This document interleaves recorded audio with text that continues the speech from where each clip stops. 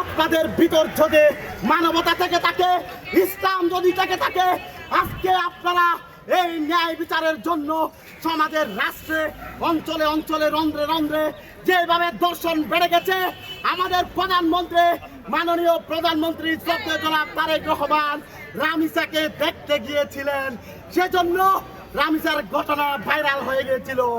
আমি আজকে আপনাদের মাধ্যমে জানতে চাই যে এই বাচ্চাকে আমাদের মহামান্য আজকে প্রধানমন্ত্রী দেখতে গিয়েছেন, সেটা ভাইরাল হয়েছে বিদায় সেই দর্শক রামিসার দর্শক গ্রেপ্তার হলেও এখনো পর্যন্ত যে ফাঁসি কার্যকর করা হবে বলে যে গণ আন্দোলন গড়ে উঠেছিল, আমরা সেই আশানুরূপ ফল দেখতে পাই নাই।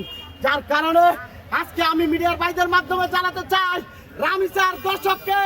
রামিসাকে যদি প্রধানমন্ত্রী দেখতে গিয়েছে বিদায় দর্শক গ্রেপ্তার হয়ে থাকে, তাহলে প্রধানমন্ত্রী সহ এই বাংলাদেশ সরকার সহ নেতৃবৃন্দ যারা আছে তাদেরকে আমি মায়া সঙ্গ একটা কথা জিজ্ঞেস করতে চাই, আজকে সমাজে রন্ধ্রে রন্ধ্রে যত দর্শন হচ্ছে, প্রত্যেক জনকে কি প্রধানমন্ত্রী দেখতে গিয়েছিলেন?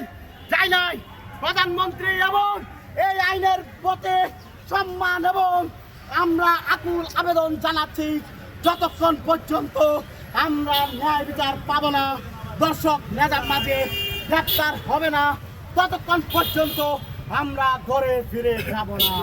সেই সাথে শেষ করার আগে ইসলাম প্রিয় বাসকালের এমপি মহোদয় জনাব শ্রদ্ধেয় অধ্যক্ষ মৌলানা জহিরুল ইসলাম, আপনার রেকর্ড মিডিয়ার ভাইদের আগেও জানিয়েছিলাম, আমি মায়া সঙ্গ এখনো জানাচ্ছে অধ্যক্ষ মৌলানা জহিরুল ইসলামকে হোয়াটসঅ্যাপের মাধ্যমে এই দর্শনের ব্যাপারে, অর্থাৎ এই ফাতেমার দর্শন আমাদের এলাকার দর্শন, এমপি জহিরুল ইসলামের বাড়ি আমার এলাকার পাশেই বাড়ি। আজকে এমপি সাহেবের ইউনিয়নে দর্শন হলেও এমপি এখনো পর্যন্ত এটার ব্যাপারে কোনো বিবৃতি দেয়নি। আমরা জানতে চাই, ইসলাম প্রিয় এমপি সাহেব, আপনার ইসলামের আড়ালে তাহলে কি আপনার টাকার বান্ডিল কাজ করছে? আমরা প্রতিবাদীরা জানতে চাই, আজকে যে সকল আপনার ইসলামের মুখোশের আড়ালে নেতৃবৃন্দ এই মামলার সাথে সরাসরি জড়িত, তাদের মুখোশ আমরা মায়ের সঙ্গে খুলে দিয়েছিলাম, আপনার সাথে হোয়াটসঅ্যাপে আমরা চ্যাট করেছিলাম, আপনি বলেছিলেন আপনি দেখবেন, সুষ্ঠু বিচার করবেন। মিডিয়ার ভাইদের উদ্দেশ্যে বলতে চাই, এই এমপি মহোদয় প্রতিদিন লাইভ করার পর আমাদের বাসখালীতে রন্ধ্রে রন্ধ্রে মানববন্ধন মিছিল করার পরেও আজকের দিন পর্যন্ত এখনো পর্যন্ত এমপি জহিরুল ইসলাম কোনো বিবৃতি দেয়নি। আজকে এই প্রোগ্রাম শেষ করার আগে বাসখালীর জনতার উদ্দেশ্যে একটা কথা বলতে চাই, সাধারণ মানুষ মায়া সঙ্গের সাথে আছে, মায়া সঙ্গের সাথে ছিল, আছে, ক্রিমিনাল চক্র থাকবে না কোনোদিন। আজকে আমি আমার শেখের কিল সহ ইসলাম প্রিয় মানুষগুলোকে জানাতে চাই, আর কতকাল প্রভাব চক্র নেতার ভয়ে আপনারা লুকিয়ে থাকবেন? জেগে উঠুন, প্রতিবাদী হন, এমপি হোক, মন্ত্রী হোক, সরকার প্রধান তারেক রহমান হোক, সেও যদি দর্শকের পক্ষে থাকে, আমরা সবাই একসাথে ঐক্যবদ্ধ হয়ে এই দর্শকের বিরুদ্ধে গণ আন্দোলন গড়ে তুলে সমাজের রন্ধ্রে রন্ধ্রে আমেনা রামিসা ফাতেমারা যে অন্ধকার কবরে আহাজারি করতেছে, আজকে আপনার বোন নয় বিদায় আপনারা আজকে নীরব। আপনাদেরকে বলতে চাই, আপনার মেয়ে, আপনার বোন দর্শন হতে আর কতক্ষণ লাগবে? সুতরাং মায়া সঙ্গ রাজপথে দর্শকের বিরুদ্ধে ছিলাম, আছি, থাকবো। মানুষের জন্য মায়া এবং অন্যায়ের বিরুদ্ধে সাহস নিয়ে সাংবাদিক বৃন্দদেরকে সত্য তুলে ধরার জন্য অনুরোধ জানিয়ে বিবেকবান সুস্থ মানবিকতার মানুষগুলোকে এই মায়া সঙ্গের আন্দোলনে একাত্মতা পোষণ করে ঐক্যবদ্ধ থাকার আহ্বান জানিয়ে শোষিত বঞ্চিত অধিকার হারা মানুষগুলোর পাশে দাঁড়িয়ে প্রভাব চক্র যারা মুখোশ দাঁড়িয়ে আছে তাদেরকে পণ্য করে এই মিছিলে সামিল হওয়ার উদাত্ত আহ্বান জানাচ্ছে।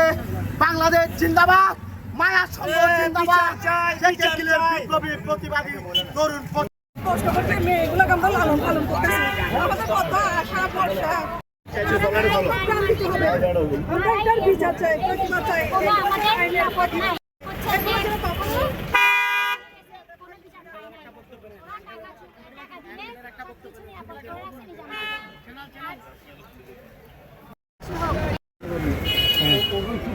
মানুষ আমি বলবো কি হারুন মাছ ফেলাইলো আল্লাহ জানে আর আল্লাহ জানে আসিটা নাই ভাবছি সারিশ করলাম আমাদের সমাজটা নিরাপদ চাই, নারী নিরাপদ চাই। আমরা চাই আমরা খোলা পাখির মতো ঘুরতে, আমরা চাই না জেলবন্দি হয়ে থাকতে। এই দেশ আমরা কোনো নিরাপদ নাই। এখন আমাদের মা বা আমরা আমাদের সন্তানদেরও কোনো নিরাপদ নাই।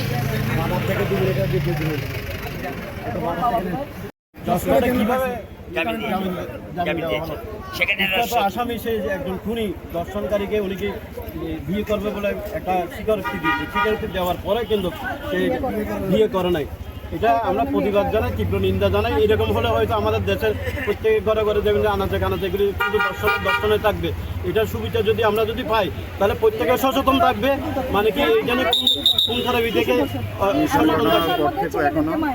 আর আমরা সংগঠন থেকে আসছি ফাউন্ডেশন থেকে, তারপরে আমরা আজকে নিয়মিত প্রতিবাদ জানাই। আমি মানবাধিকার সংগঠন থেকে আমি জেগে উঠেছি যেন এই মায়ের সংগঠনকে ওনাকে যে হুমকি দিচ্ছে, মারার হুমকি দিচ্ছে, টাকা পাওয়ার থেকে আমরা বিভিন্ন থেকে সংগঠন থেকে আসছি এখানে। আমরা সুবিচার এরকম খারাপ যেন আর কোনো দেশে না ঘটে, এটা যেন আমরা সচেতন দেশবাসী সবার আজকে প্রতিবাদ করতে গিয়ে সবাই হুমকির পথে আমাদের বাইরে মানে মারার হুমকি দিচ্ছে।